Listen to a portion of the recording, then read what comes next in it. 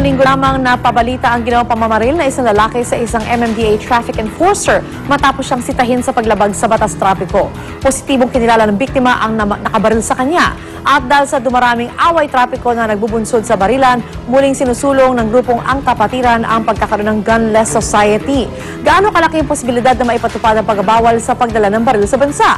Yan ang alamin natin mula sa ating kapuso sa batas, Attorney Gabby Concepcion. Good morning, Attorney. Good morning din sa iyo, Lynn. It's a Monday morning. It's a Monday morning. I wonder if it's possible. Sinasabi na may right to bear arms sa mga tao to protect themselves. Kaya ang tanong, maaari bang mag-impose ng total gun ban to, no? Total gun ban, yes. Oo. Well, matagal ng issue na yan at siguro, huwag natin tanungin ng ating presidente at malamang alam na natin kung anong sasabihin niya, diba?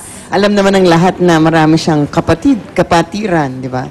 Sa pamamaril. He's a gun enthusiast after all.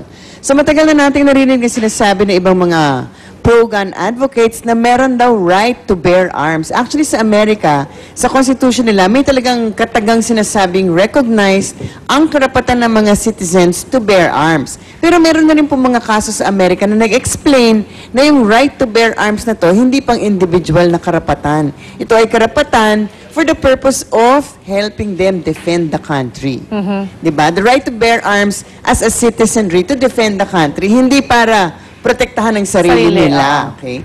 So sa ating konstitusyon, mas lalo nang walang ganitong katagang right to bear arms. At kung meron pang issue tungkol dito, actually na nagkaroon na po ng kaso sa Korte Suprema. At ang kaso to ay dinala ni Frank Chavez against Secretary Romulo as Executive Secretary at the time, at about 2004. At si Secretary Ebdane as Chief ng PNP. Dahil kasi nag-try sila mag-implement ng gun ban in 2003, isang ban sa pagdala ng baril in public. Hindi naman nila binawal outright, di ba? Sa bahay pwede. Pero to bring it out, hindi pwede. Siyempre, as usual, nagalit lahat ng gun enthusiast. At ito ang unang issue na ni-raise nila, meron daw constitutional right to carry arms. Sabi ng Korte Suprema, wala.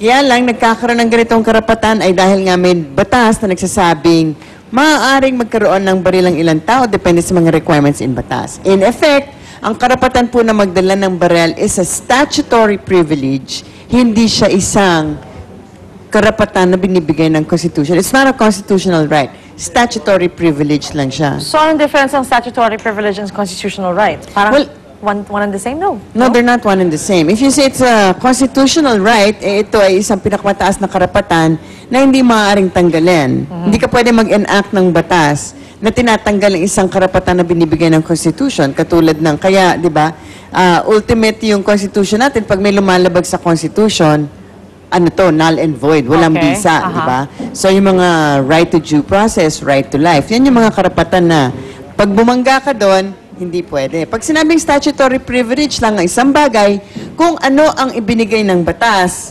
maaaring din bawiin ng batas, di ba? At any time, depende naman ayon kung sa anong nilalaman ng batas, how to take it away, etc., etc.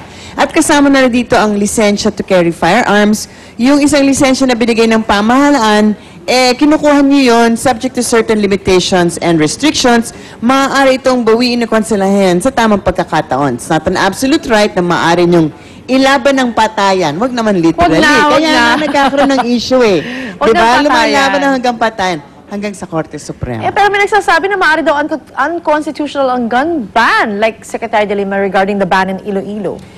Well, siguro kahit nasabihin natin na yung karapatan to carry firearms, hindi karapatan, well, it's not an absolute right, di ba? Pwedeng bawiin. Pero, hindi naman lahat ng bagay pwede mong gawin in an arbitrary or whimsical manner. Ibig sabihin, merong aspeto yan na procedural. So, while it is, kunyari, the right to carry guns is not a constitutional right at statutory privilege na pwedeng bawiin, hindi mo naman pwedeng, di ba?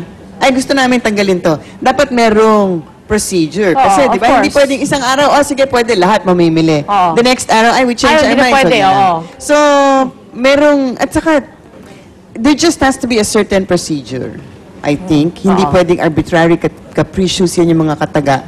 Pero kasi, the bottom line is, it is an exercise of state power for the better good, di ba? Kung kailangan ng proteksyon ng mga tao, pwedeng yung karapatan ng pamahalaan to impose it, di ba? pwede yung i-invoke. But of course, they need to explain to the people why. Diba? Pero nga, kung yung presidente natin, avid enthusiast, I doubt it kung talagang pwede. Ayan, diba? sana. Meron nga siyang sinabi, dapat pakita niyo muna sa akin. Diba? Kung talagang makakatulong. Diba? Give me empirical data. Or something. Well, we have to wait for that. Ayan, masali marami po kayo na puro tayo impormasyon legal sa diskusyon natin today. Thank you very much, Attorney Gag. Maraming salamat din at wag po nating daanin sa init ng ulo with gun or without gun, but sometimes with gun is worse. Huwag na lang magdala ng baril para mas maganda, di ba? Pag may dala, maaaring ma-tempa kayo. Anyway, mga kapuso, eto na po ang unang balita.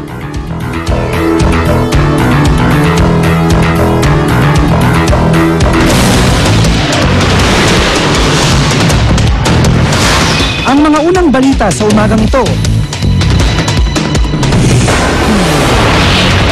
Bagyo sa bahagi ng Northern Luzon, patuloy na binabantayan ng Pag-asa. Manila Veterinary Inspection Board, puspusan na ang kampanya kontra botsa.